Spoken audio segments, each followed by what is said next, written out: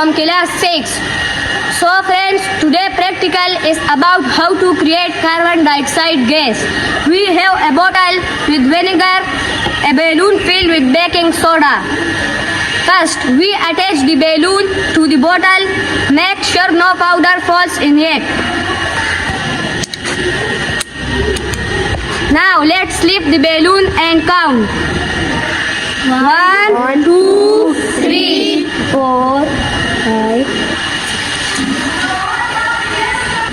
Look, it's fizzing. The balloon is growing bigger and bigger. When we mix baking soda and vinegar, they create carbon dioxide. The gas move up and fill the balloon. Thank you.